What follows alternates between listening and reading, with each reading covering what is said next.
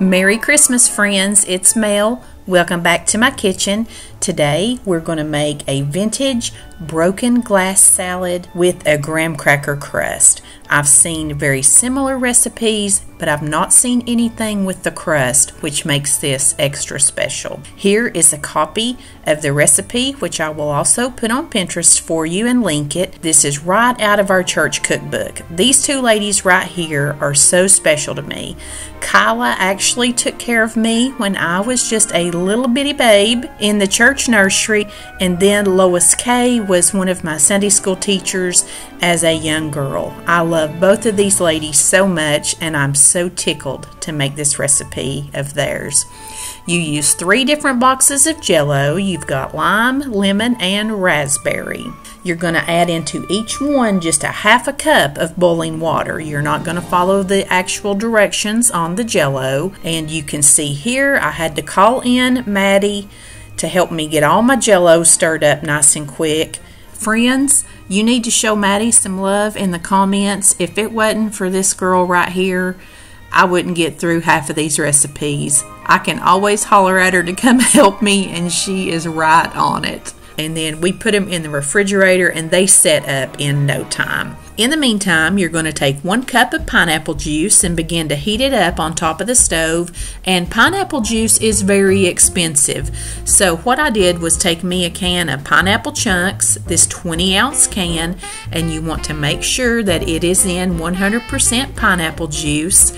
And I just drained the juice out of this can, and it was pretty much a cup. While that's heating up, you're just going to take 1 package of plain gelatin, the unflavored kind, just 1 of the little packages, and you're going to add into it just 1/4 cup of cold water. This video is going to be part of Fallon at Moss Family TV's Christmas collab. I'm super excited to be a part of that this year.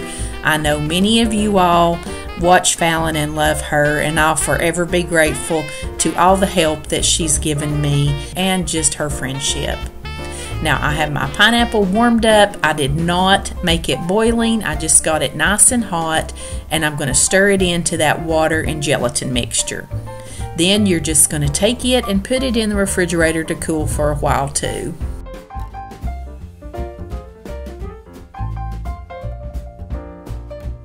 Now let's get started on our graham cracker crust. You're going to take 2 sleeves of graham crackers. The recipe called for 40 crackers.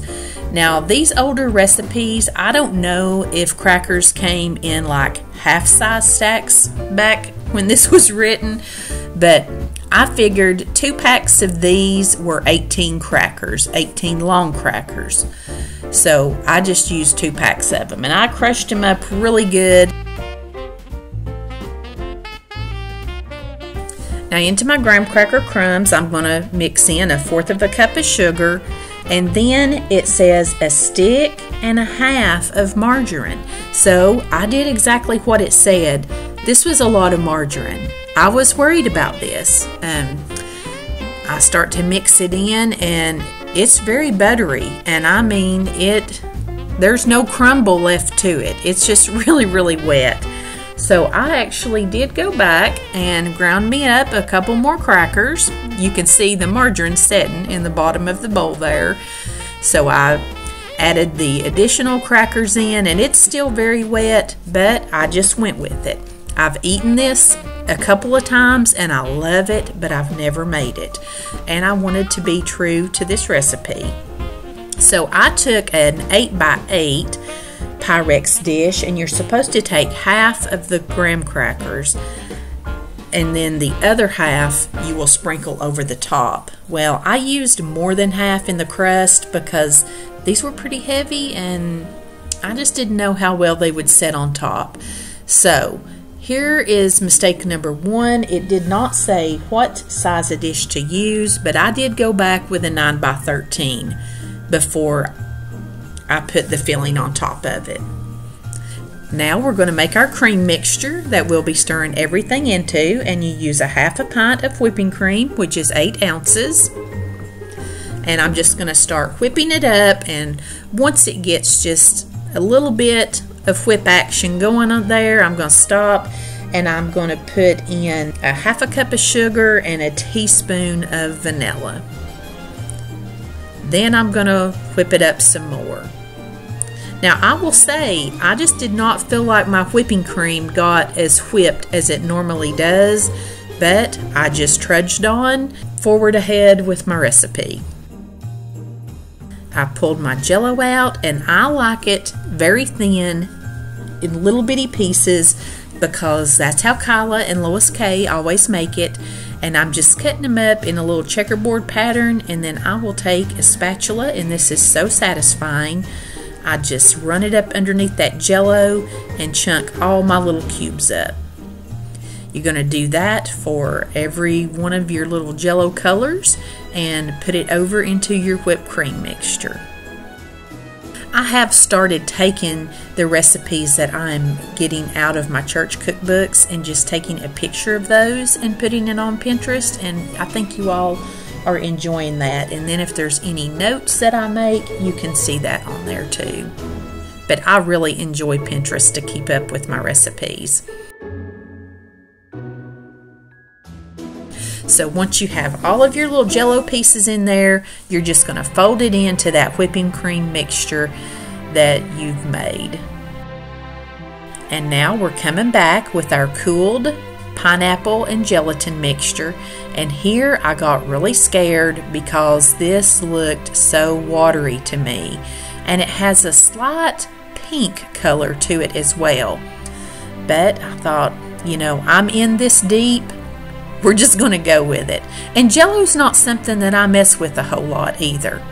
So you can see here I've changed my crust out to the 9x13 pan, and I'm just dumping all of this mixture into it. A 9x9 or 8x8 may have been big enough, but I just wasn't going to take any chances. And I did spread my Jell-O out just a little bit and mix it up a little bit more.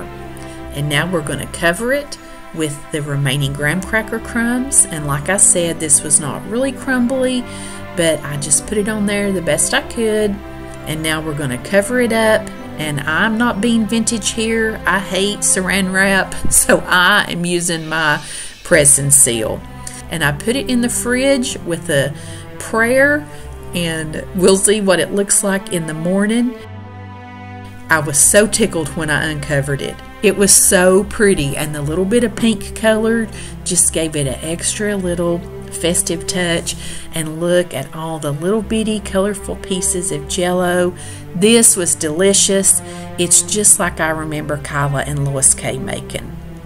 I had to have me some first thing with a pot of coffee, and I'm using my vintage Fire King cup and saucer set to enjoy my vintage retro broken glass graham cracker crust salad. Thank you so much for watching. If you liked today's video, be sure to give it a thumbs up. Thank you, Fallon, for hosting this fun collab, and Merry Christmas to all of you friends from my kitchen.